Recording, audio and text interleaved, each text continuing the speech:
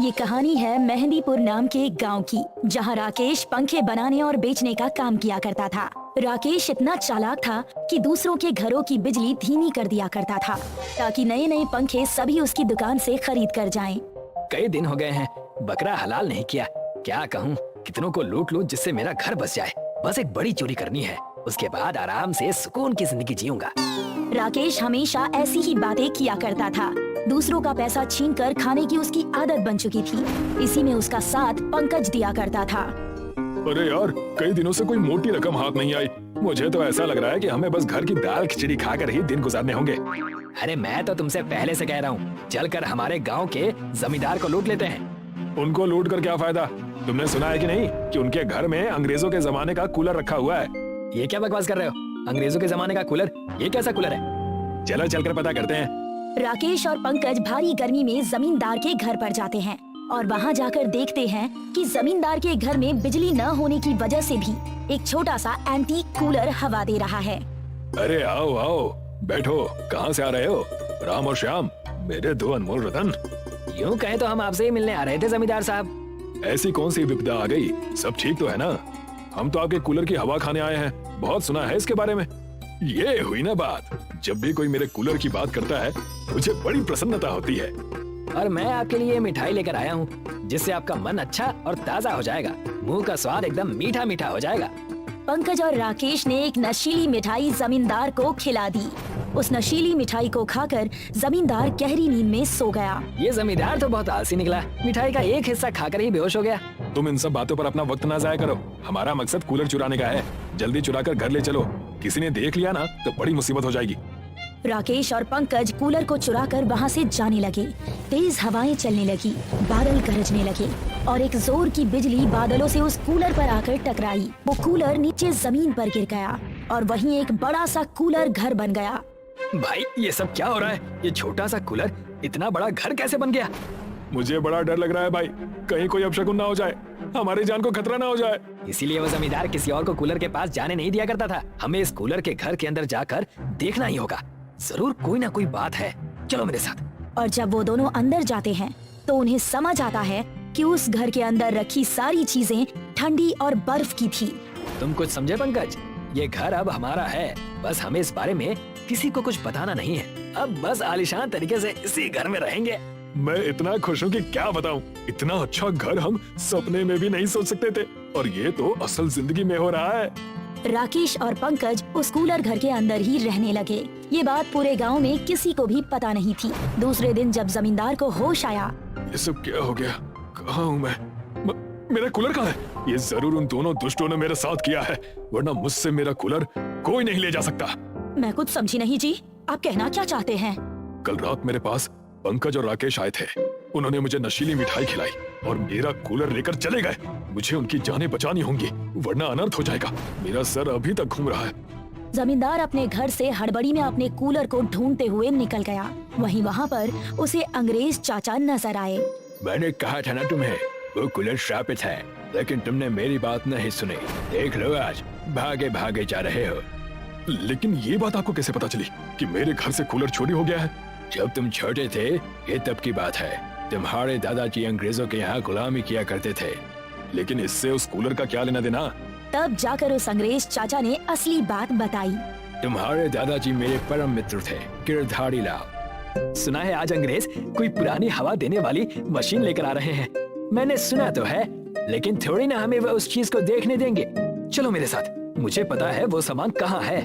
गिरधारी लाल और अंग्रेज चाचा उस कूलर को देखने के लिए अंग्रेजों के एक बड़े से गोडाउन पर चले गए, जहाँ पर जाकर उन्होंने देखा कि एक मायावी तांत्रिक औरत उस कूलर को एक घेरे में रखकर काला जादू कर रही है। अब से जो भी इस कूलर की हवा लेगा, वो इस कूलर में समा जाएगा।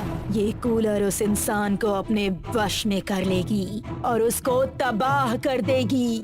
जितनी ताकत इस कूलर को मिलेगी, उतनी ही ज्यादा मेरी ताकत बढ़ेगी। उस तांत्रिक औरत की बात सुनकर अंग्रेज चाचा और गिरधारी लाल दोनों डर गए, लेकिन अंग्रेज चाचा अपने सीखे हुए मंत्रों के बल पर उस चुड़ैल तांत्रिक से मिलने के लिए अंदर चले गए। मैं तुम्हें ये हरगिज नहीं करने दूंगा। अगर तुम्हारे पास काली शक्ति आ गई तो तुम लोगों का जीना दुश्वार कर दोगी। तुम दोनों की इतनी हिम्मत कि तुम दोनों मुझे रोकने आ गए। अब सबसे पहले मैं तुम दोनों को इस कूलर में कैद कर दूंगी। जैसे ही वो तांत्रिक औरत उन दोनों की तरफ बढ़ी, गिरधारी लाल बेहद डर गया, लेकिन अंग्रेज चाचा अपने सीखे हुए मंत्रों को पढ़ने लगे। ओम अग्रम बग्रम त्र्यम भुजनम स्वाहा। नहीं नहीं, ऐसा मत करो। मैंने इस चीज के लिए कई वर्षों तक तपस्या की है। शैतान को ना जाने कितने मासूमों की बलि दी है। नहीं। अंग्रेज चाचा ने उस तांत्रिक औरत को उसी कूलर में कैद कर दिया। और तब से लेकर आज तक वो कूलर तुम्हारे घर में था। तुम्हारे अलावा मैं भी उस कूलर की देखभाल करता था। अगर वो कूलर किसी गलत हाथ में चला गया तो हमें कई चीजें भुगतनी पड़ेंगी। चाचा, वो कूलर हो ना हो जंगल में है। मैंने हर तरफ छानबीन कर ली लेकिन कहीं नजर नहीं आया। जमींदार उन्हें लेकर जंगल में जाने लगा और वहाँ जाकर वो देखता है कि वहाँ जंगल के बीचों बीच एक कूलर का घर है, जिसे देखकर वो दोनों दंग रह गए। हो ना हो, ये वही कूलर है। लोगों को बहकाकर उन्हें कैद किया है। उस चुड़ैल की ताकत अब भी बहुत ज्यादा है। इसका कोई उपाय है या फिर सब ऐसे ही कैद होने वाले हैं? उस कूलर पर ये पवित्र गंगा जल छिड़कना होगा, तब जाकर उसका प्रकोप खत्म होगा। जमींदार जाकर अपने घर से गंगा जल लेकर आता है और दूसरी तरफ पंकज और राकेश, जो दोनों की कूलर के घर के अंदर कैद थे, अचानक उन दोनों को गर्मी लगने लगी। मैं बाहर भी नहीं जा पा रहा। आखिर ये हमारे साथ हो क्या रहा है? हे भगवान! मुझे बड़ी जलन हो रही है, बहुत तेज जलन हो रही है मुझे। वो दोनों कूलर के घर में फंस चुके थे, लेकिन उनकी चीखें सुनकर वहाँ पर जमींदार और अंग्रेज चाचा आ गए। तुम इस पर जल्दी से गंगा जल छिड़क दो, वरना उन्हें और तकलीफ हो सकती है। जी, मैं ये अभी कर देता हूँ, जैसा आप कहें। अंग्रेज चाचा की बात सुनकर जमींदार ने उस कूलर के घर पर गंगा जल छिड़क दिया, जिससे कूलर का घर ठंडा हो गया और उस चुड़ैल तांत्रिक की आत्मा उस कूलर के घर से बाहर निकल आई। ये तुमने ठीक नहीं किया। मैं दोबारा वापस आऊंगी और तब तुम्हें मजा आएगा। हाँ, पहले जाओ तो दोबारा हम तुम्हें देख लेंगे। वो चुड़ैल तांत्रिक इतना कहकर वहाँ से चली गई। कूलर का घर फिर से ठंडा और आरामदायक हो गया। जमींदार ने अपने कूलर के घर को गांव वालों के लिए जंगल में ही छोड़ दिया। राकेश और पंकज ने भी चोरी चकारी का काम छोड़ दिया और अपने अपने दुकान में मेहनत से काम करने लगे। सारे लोग खुशी खुशी रहने लगे। मीरपुर गांव में बुद्धू रहता है। बुद्धू के माँ बाप नहीं हैं। बुद्धू के अंदर कोई चालाकी नहीं होने के कारण सब उसको बुद्धू कहते हैं। बुद्धू गांव के बाहर रेलवे स्टेशन पर चाय की दुकान पर काम करता है।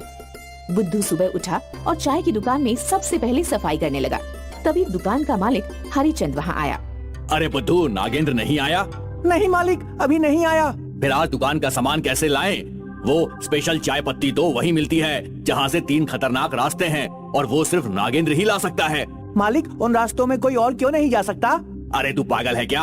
उस गांव के सिर्फ 3 ही रास्ते हैं और पहला रास्ता नदी से होकर जाता है, दूसरा रास्ता आग से भरा है और तीसरा रास्ता आग के अंगारों से भरा है।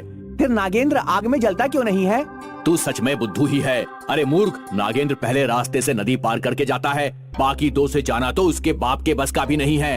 अच्छा चल, मैं अब जा रहा हूँ और नागेंद्र आए तो मुझे बुला लेना। हरिचंद बुद्धू को जिम्मेदारी देकर चला जाता है। बुद्धू भी चाय बनाने लगा और रेलवे स्टेशन से उतरने वालों को चाय बेचने लगा। नागेंद्र भी आ गया और बुद्धू जल्दी से दौड़कर हरिचंद को बुला लाया। अरे बुधिया भाई, हमारा शेर आया है, इसको एक बढ़िया चाय पिलाओ। बुद्धू नागेंद्र के लिए चाय लेकर आता है। कहिए साहब, कितना माल लाना है? नागेंद्र, तुम्हारी वजह से हमारा बिजनेस बढ़िया चल रहा है। दूर दूर से लोग चाय पीने आते हैं यहाँ पर। हाँ तो और क्या ये आसान बात है? मौत के मुंह में पाँव रखकर चाय पत्ती लाता हूँ मैं। हाँ, अब जाओ और जल्दी से ले आओ। और सुनो, ये पता किसी को बताना मत कि तुम कहाँ से और कैसे चाय पत्ती लाते हो। मैं चाय पत्ती तो ले आऊंगा, लेकिन मुझको अब 5000 रुपए चाहिए। इतने पैसे? लेकिन क्यों? जान जोखिम में डालकर जाता हूँ मैं, लेकिन इतने पैसे तो मैं पूरे महीने में भी नहीं कमा पाता हूँ। देखो, अगर आपको आपका बिजनेस चलाना है तो आपको पैसे तो देने ही होंगे, वरना मैं तो जा रहा हूँ। चाहे मेरा काम चले या ना चले, लेकिन इतने ज्यादा पैसे मैं नहीं दूंगा, क्योंकि इससे तो मेरी लागत भी नहीं निकलेगी और मैं डूब जाऊंगा। तो ठीक है, मैं जा रहा हूँ। बुद्धू भी वहाँ खड़े होकर सारी बातें सुन रहा है। मालिक, क्या मैं चाय पत्ती लेकर आ सकता हूँ? अबे तेरा दिमाग खराब है क्या? तूने एक कहावत नहीं सुनी क्या? जिसका काम उसी को साझे। तेरे बस में नहीं है ये, तू सिर्फ चाय बना। मैं एक बार कोशिश कर सकता हूँ। मैं पहले से ही अपने बिजनेस के डूबने के लिए परेशान हो रहा हूँ, क्योंकि उस चाय पत्ती के बिना मेरी दुकान नहीं चलने वाली। अब तू मेरा दिमाग खराब मत कर। हरिचंद भविष्य के बारे में चिंता करते हुए बहुत परेशान हो गया और वहीं जमीन पर ही लेट गया। बुद्धू से अपने मालिक की ये हालत देखी नहीं जा रही है, क्योंकि बुद्धू जानता है कि इस दुनिया में उसका कोई सहारा नहीं है। मैं दिमाग से बुद्धू हूँ, लेकिन मैं जरूर उस जगह पर जाऊंगा। बुद्धू अपने मालिक को बिना बताए उस गांव की ओर चल दिया और कुछ घंटे चलने के बाद ही बुद्धू को 3 रास्ते दिखाई दिए। पहला रास्ता सीधा जा रहा है, जिस पर नदी है और बहुत ज्यादा पानी है। दूसरा रास्ता बाएं तरफ से है और उस पर बहुत ज्यादा आग है। जब बुद्धू दाएं तरफ देखता है तो डर जाता है, क्योंकि वहाँ आग के दहकते हुए अंगारे हैं। हे भगवान, ये कैसे रास्ते हैं? मैं कैसे जाऊंगा अंदर? लेकिन मुझे जाना होगा, क्योंकि मैं अपने मालिक की ये हालत नहीं देख सकता हूँ। इसलिए मैं नदी तैर कर जाऊंगा, और अगर ये नदी मुझे डुबाएगी तो डुबा ले, लेकिन जिसने मुझे बेटे की तरह पाला है, मैं उनके साथ कुछ गलत नहीं होने दूंगा। बुद्धू हाथ जोड़कर आंखें बंद करके डरते हुए नदी में कदम रखता है, लेकिन बुद्धू को महसूस होता है कि नीचे कोई रास्ता है। बुद्धू ने आंखें खोलकर देखा कि उसके पैरों के नीचे रास्ता है। नदी के ऊपर एक रास्ता बन गया। बुद्धू ये देखकर उछल गया और उसने आसानी से नदी पार कर ली। जब बुद्धू पत्तियां लेकर वापस आया तो नदी का रास्ता बोल पड़ा। बुद्धू, तुम कल भी आओगे ना? कौन है यहाँ? अरे बुद्धू, मैं जादुई रास्ता हूँ। तुम्हारे ऊपर दया करके मैंने तुम्हारी मदद की है। अब तुम रोज यहाँ आ सकते हो। धन्यवाद जादुई रास्ते, अब मैं रोज यहाँ आया करूँगा। बुद्धू खुशी खुशी दुकान की ओर चल दिया। बुद्धू हरिचंद को बिना कुछ बताए दुकान से भागा था, इसलिए हरिचंद बहुत गुस्से में है और बुद्धू के आने का इंतजार कर रहा है। तभी उसकी नजर मुस्कुराते हुए बुद्धू पर पड़ गई। बुद्धू को मुस्कुराता हुआ देखकर हरिचंद का गुस्सा और तेज हो गया। उसने एक डंडा उठाया और बुद्धू को मारना चालू कर दिया। कहाँ गया था? मैं जादुई रास्ते से आपके लिए पत्तियां लाने गया था। बुद्धू ने पत्तियां हरिचंद के हाथ पर रख दी। ये देखकर हरिचंद को बहुत हैरानी भी हुई, लेकिन उसको बहुत रोना आया। उसने बुद्धू को गले लगा लिया और अपना बेटा मान लिया। अधिक पैसों के लालच में नागेंद्र ने अपने पेट पर खुद लात मारी थी, इसलिए अब उसने बुद्धू पर नजर बनानी शुरू कर दी और एक दिन बुद्धू को जादुई रास्ते के पास रोक लिया। अरे बुद्धू रुको, तुम इसमें डूबकर मर जाओगे। नहीं नहीं भाई, मैं इसमें नहीं डूबूंगा, ये एक जादुई रास्ता है। बुद्धू ने अपने भोलेपन में नागेंद्र को भी सारी बात बता दी। अच्छा बेटा, बड़े हैवी ड्राइवर हो तुम तो, कुछ तो तुम्हारा करना पड़ेगा। नागेंद्र ने बुद्धू को एक पेड़ से बांध दिया। अरे भैया, क्या कर रहे हो? अब तू यही मर, कोई जंगली जानवर आएगा और तुझे खाएगा। नागेंद्र ने जैसे ही नदी में कदम रखा, नदी ने उसे अपनी ओर खींच लिया और तीनों रास्ते आपस में मिल गए। अब नागेंद्र आग में जलता रहा और पानी में भी डूब गया। कुछ देर तड़पने के बाद उसकी मौत हो गई और रास्तों से आवाज आई, हम तीनों जादुई रास्ते सिर्फ भोले भाले लोगों पर ही दया करते हैं। जो भी हमारा चालाकी से दुरुपयोग करने की कोशिश करता है, हम उसका यही हाल करते हैं।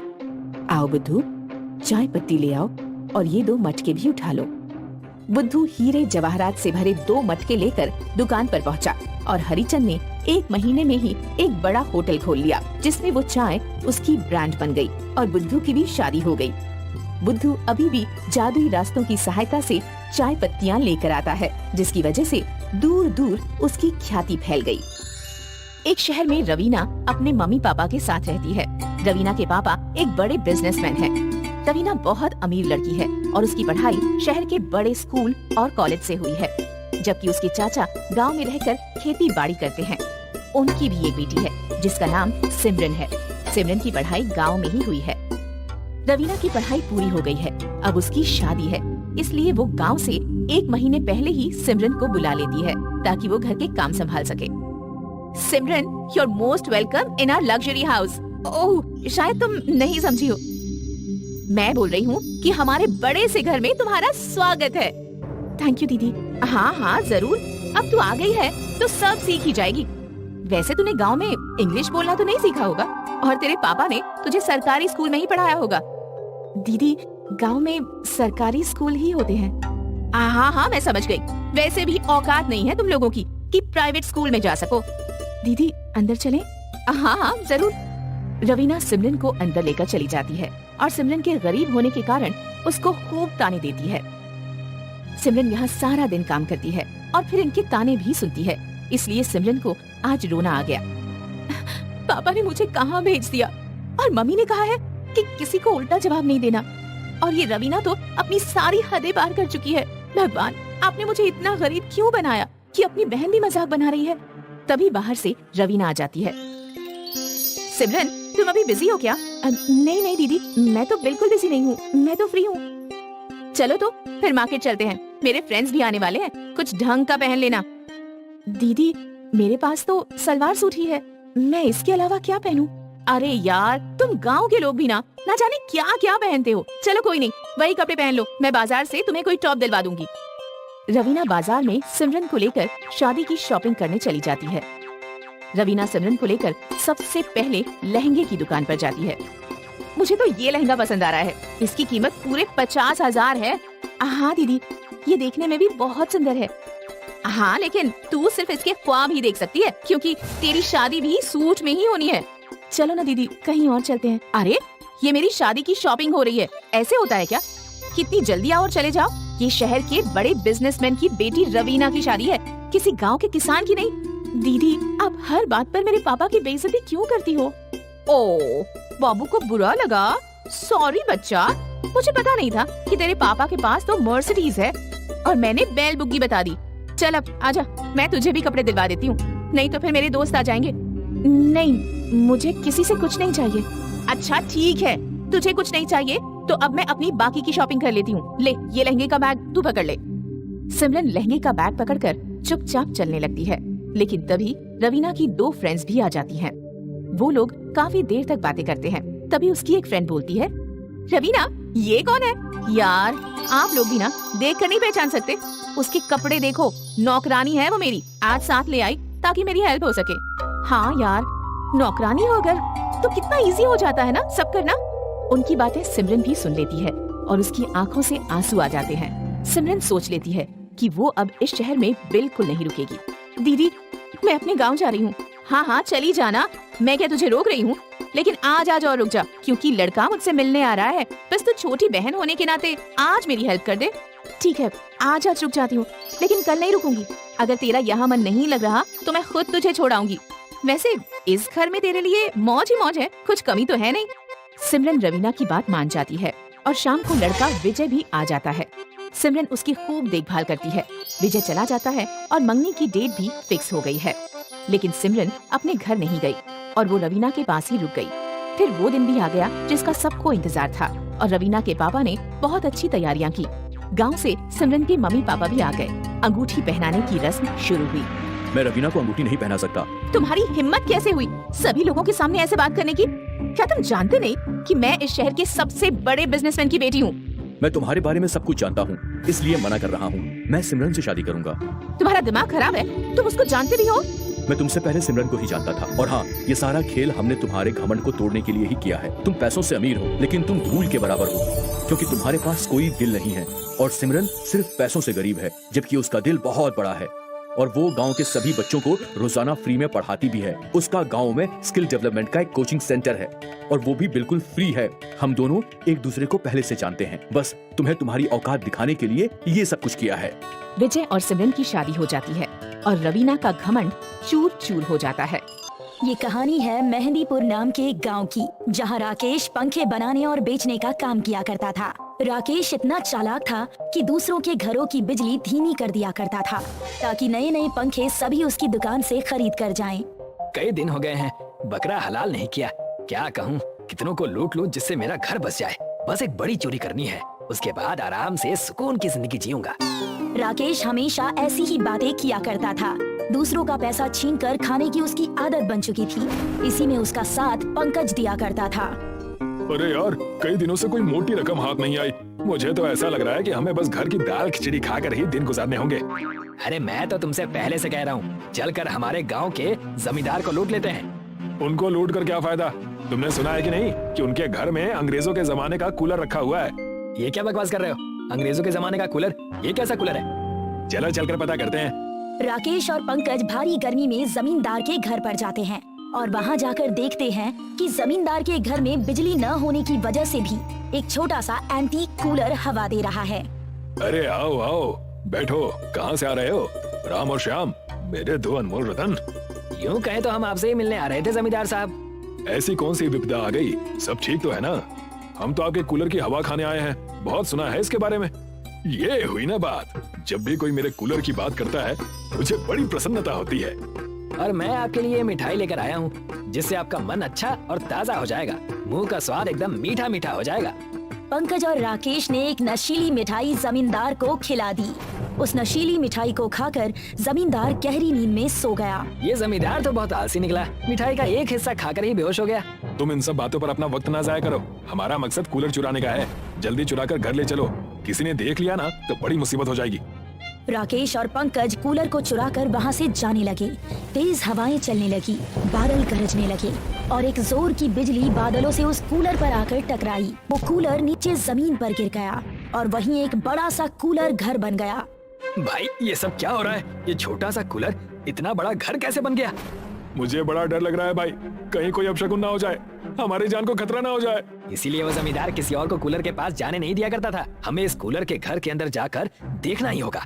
जरूर कोई ना कोई बात है, चलो मेरे साथ। और जब वो दोनों अंदर जाते हैं तो उन्हें समझ आता है कि उस घर के अंदर रखी सारी चीजें ठंडी और बर्फ की थी।